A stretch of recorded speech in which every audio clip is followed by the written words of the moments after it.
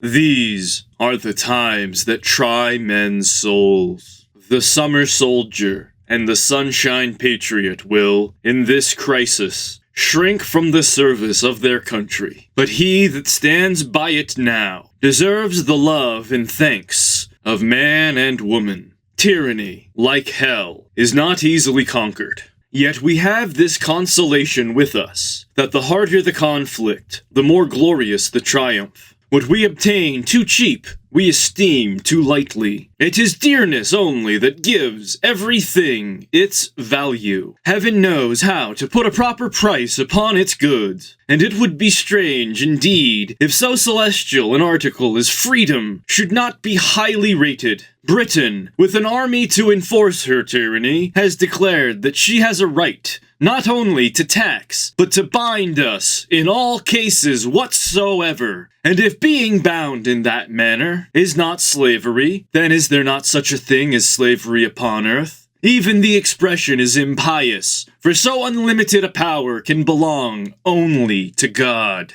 Whether the independence of the continent was declared too soon or delayed too long, I will not now enter into as an argument. My own simple opinion is that had it been 8 months earlier, it would have been much better. We did not make a proper use of the last winter, neither could we, while we were in a dependent state. However, the fault, if it were one, was all our own. We have none to blame but ourselves. But no great deal is lost yet. All that Howe has been doing for this month is rather a ravage than a conquest, which the spirit of the Jerseys a year ago would have quickly repulsed, and which time and a little resolution will soon recover. I have as little superstition in me as any man living, but my secret opinion has ever been, and still is, that God Almighty will not give up a people to military destruction, or leave them unsupportedly to perish, who have so earnestly and so repeatedly sought to avoid the calamities of war by every decent method which wisdom could invent. Neither have I so much of the infidel in me as to suppose that he has relinquished the government of the world, and given us up to the care of devils, and as I do not, I cannot see on what grounds the King of Britain can look up to heaven for help against us. A common murderer, a highwayman, or a housebreaker has as good a pretense as he. 'Tis surprising to see how rapidly a panic will sometimes run through a country. All nations and ages have been subject to them. Britain has trembled like an og at the report of a French fleet of flat-bottomed boats. And in the 14th, 15th century, the whole English army, after ravaging the kingdom of France, was driven back like men petrified with fear. And this brave exploit was performed by a few broken forces, collected and headed by a woman, Joan of Arc. Would that heaven might inspire some Jersey maid to spirit up her countrymen and save her fellow sufferers from ravage and ravishment. Yet panics, in some cases, have their uses. They produce as much good as hurt. Their duration is always short. The mind soon grows through them and acquires a firmer habit than before. But their peculiar advantage is that they are the touchstones of sincerity and hypocrisy, and bring things and men to light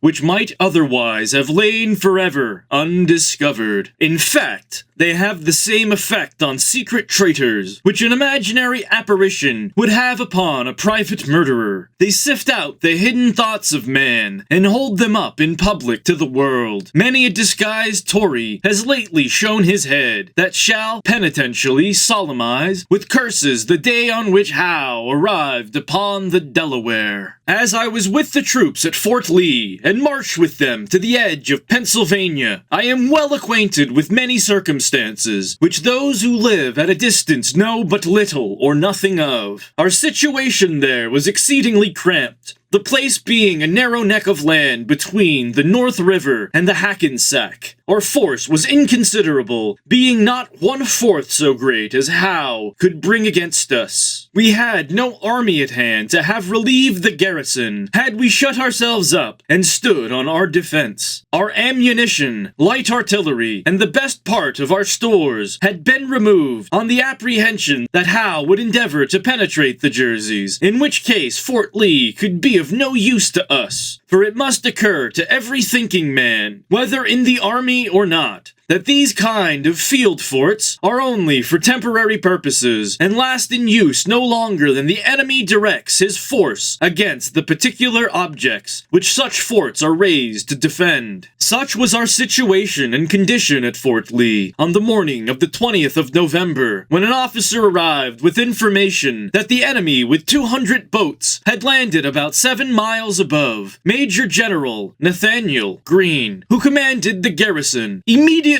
ordered them under arms and sent express to General Washington at the town of Hackensack, distant by the way of the ferry 6 miles. Our first object was to secure the bridge over the Hackensack, which laid up the river between the enemy and us, about 6 miles from us and 3 from them. General Washington arrived in about 3/4 of an hour and marched at the head of the troops toward the bridge, which place I expected we should have a brush for. However, they did not choose to dispute it with us, and the greatest part of our troops went over the bridge, the rest over the ferry, except some which passed at a mill on a small creek between the bridge and the ferry, and made their way through some marshy grounds up to the town of Hackensack, and there passed the river. We brought off as much baggage as the wagons could contain. The rest was lost. The simple object was to bring off the garrison and march them on till they could be strengthened by the Jersey or Pennsylvania militia, so as to be enabled to make a stand. We stayed 4 days at Newark, collected our outposts with some of the Jersey militia, and marched out twice to meet the enemy on being informed that they were advancing, though our numbers were greatly inferior to theirs. Howe, in my little opinion, committed a great error in generalship in not throwing a body of forces off from Staten Island through Amboy, by which means he might have seized all our stores at Brunswick and intercepted our march into Pennsylvania. But if we believe the power of hell to be limited, we must likewise believe that their agents are under some providential control. I shall not now attempt to give all the particulars of our retreat to the Delaware. Suffice it for the present to say that both officers and men, though greatly harassed and fatigued, frequently without rest, covering, or provision, the inevitable consequences of a long retreat, bore it with a manly and martial spirit. All their wishes centered in one, which was that the country would turn out and help them to drive the enemy back. Voltaire has remarked that King William never appeared to full advantage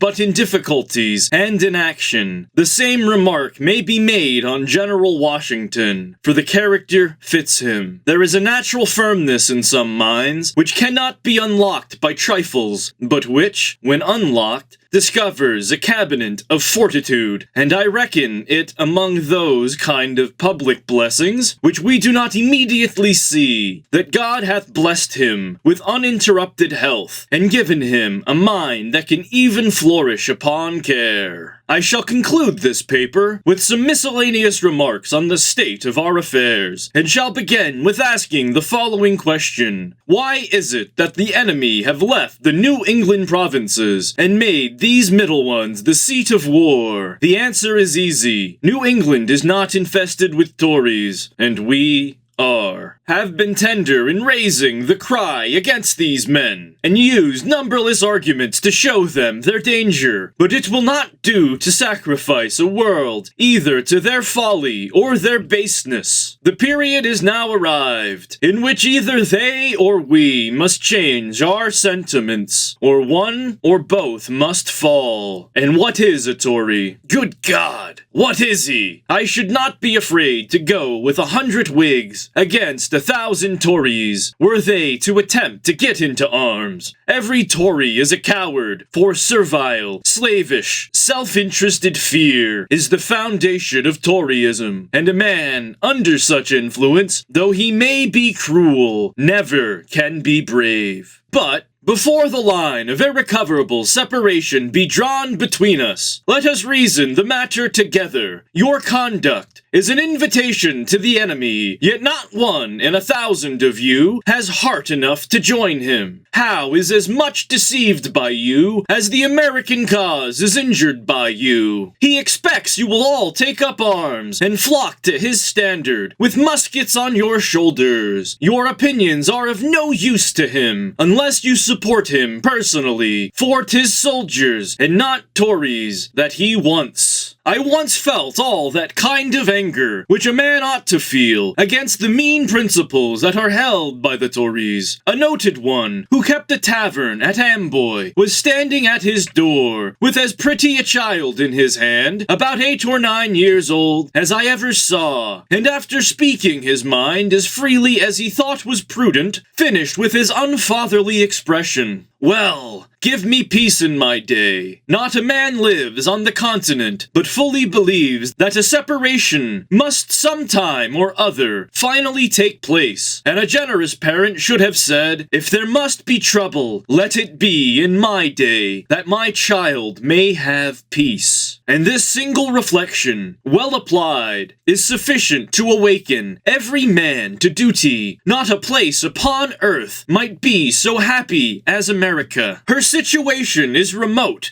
from all the wrangling world, and she has nothing to do but to trade with them. A man can distinguish himself between temper and principle, and I am as confident as I am that God governs the world, that America will never be happy till she gets clear of foreign dominion. Wars without ceasing will break out till that period arrives, and the continent must, in the end, be conqueror. For though the flame of liberty may sometimes cease to shine, the coal can never expire. America did not, nor does not want force, but she wanted a proper application of that force. Wisdom is not the purchase of a day, and it is no wonder that we should err at the first setting off. From an excess of tenderness, we were unwilling to raise an army, and trusted our cause to the temporary defense of a well-meaning militia. A summer's experience has now taught us better, yet with those troops, while they were collected, we were able to set bounds to the progress of the enemy, and, thank God, they are again assembling. I always considered militia as the best troops in the world for a sudden exertion, but they will not do for a long campaign. Howe, it is probable, will make an attempt on this city, Philadelphia. Should he fail on this side, the Delaware, he is ruined. If he succeeds, our cause is not ruined. He stakes all on his side against a part on ours. Admitting he succeeds, the consequence will be that armies from both ends of the continent will march to assist their suffering friends in the middle states. For he cannot go everywhere. It is impossible. I consider Howe as the greatest enemy the Tories have. He is bringing a war into their country, which, had it not been for him, and partly for themselves, they had been clear of. Should he now be expelled, I wish with all the devotion of a Christian that the names of Whig and Tory may never more be mentioned. But should the Tories give him encouragement to come, or assistance if he come, I as sincerely wish that our next year's arms may expel them from the continent, and the Congress appropriate their possessions to the relief of those who have suffered in well-doing. A single successful battle next year will settle the whole. America could carry on a 2 years' war by the confiscation of the property of disaffected persons, and be made happy by their expulsion. Say not that this is revenge. Call it rather the soft resentment of a suffering people who, having no object in view but the good of all, have staked their own all upon a seemingly doubtful event. Yet it is folly to argue against determined hardness. Eloquence may strike the ear, and the language of sorrow draw forth the tear of compassion, but nothing can reach the heart that is steeled with prejudice. Quitting this class of men, I turn with the warm ardor of a friend to those who have nobly stood, and are yet determined to stand the matter out. I call not upon a few, but upon all. Not on this state, or that state, but on every state. Up and help us. Lay your shoulders to the wheel. Better have too much force than too little. When so great an object is at stake, let it be told to the future world that in the depth of winter, when nothing but hope and virtue could survive, that the city and the country, alarmed at one common danger, came forth to meet and to repulse it. Say not that thousands are gone, turn out your tens of thousands. Throw not the burden of the day upon Providence, but show your faith by your works, that God may bless you. It matters not where you live, or what rank of life you hold, the evil or the blessing will reach you all. The far and the near, the home counties and the back, the rich and the poor, will suffer or rejoice alike. The heart that feels not now is dead. The blood of his children will curse his cowardice, who shrinks back at a time when a little might have saved the whole and made them happy. I love the man that can smile in trouble, that can gather strength from distress, and grow brave by reflection. 'Tis the business of little minds to shrink, but he whose heart is firm, and whose conscience approves his conduct, will pursue his principles unto death.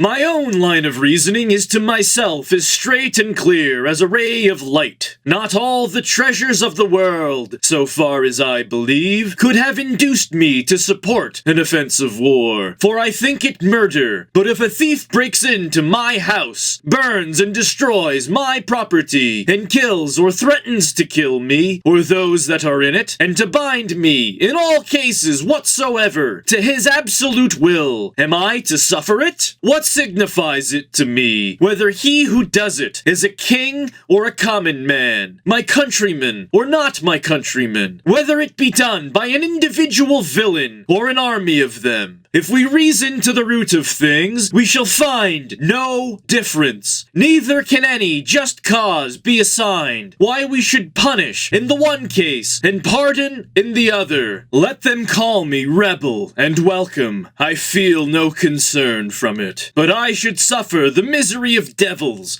were I to make a whore of my soul by swearing allegiance to one whose character is that of a sottish, stupid, stubborn, worthless, brutish man. I conceive, likewise, a horrid idea in receiving mercy from a being who at the last day shall be shrieking to the rocks and mountains to cover him, and fleeing with terror from the orphan, the widow, and the slain of America. There are cases which cannot be overdone by language, and this is one. There are persons, too, who see not the full extent of the evil which threatens them. They solace themselves with hopes that the enemy, if he succeed, will be merciful. It is the madness of folly to expect mercy from those who have refused to do justice, and even mercy, where conquest is the object, is only a trick of war. The cunning of the fox is as murderous as the violence of the wolf, and we ought to guard equally against both. Howe's first object is, partly by threats and partly by promises, to terrify or seduce the people to deliver up their arms and receive mercy. The ministry recommended the same plan to Gage, and this is what the Tories call making their peace. A peace which passeth all understanding, indeed. A peace which would be the immediate forerunner of a worse ruin than any we have yet thought of. Ye men of Pennsylvania, do reason upon these things. Were the back counties to give up their arms, they would fall an easy prey to the Indians, who are all armed. This perhaps is what some Tories would not be sorry for. Were the home counties to deliver up their arms, they would be exposed to the resentment of the back counties, who would then have it in their power to chastise their defection at pleasure. And were any one state to give up its arms, that state must be garrisoned by all Howe's armies of Britons and Hessians to preserve it from the anger of the rest. Mutual fear is the principal link in the chain of mutual love, and woe be to the state that breaks the compact.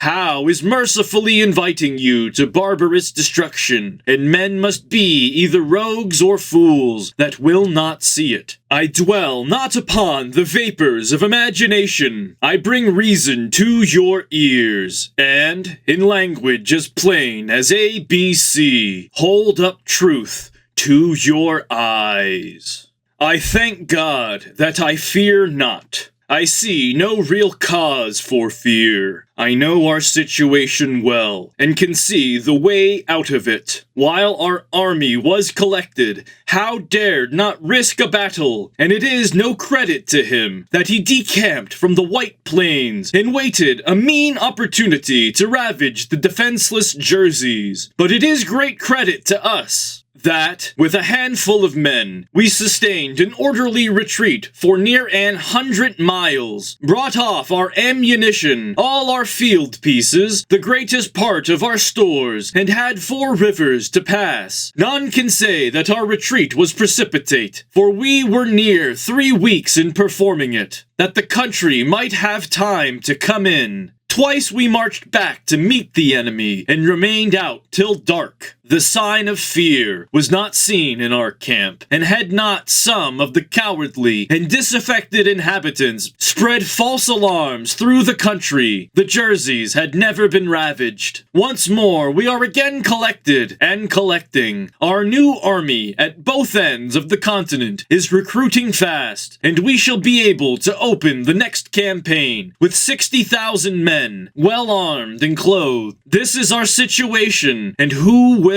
may know it. By perseverance and fortitude, we have the prospect of a glorious issue. By cowardice and submission, the sad choice of a variety of evils, a ravaged country, a depopulated city, habitations without safety, and slavery without hope. Our homes turned into barracks and body houses for Hessians, and a future race to provide for, whose fathers we shall doubt of. Look on this picture, and weep over it. And if there yet remains one thoughtless wretch who believes it not, let him suffer it unlamented.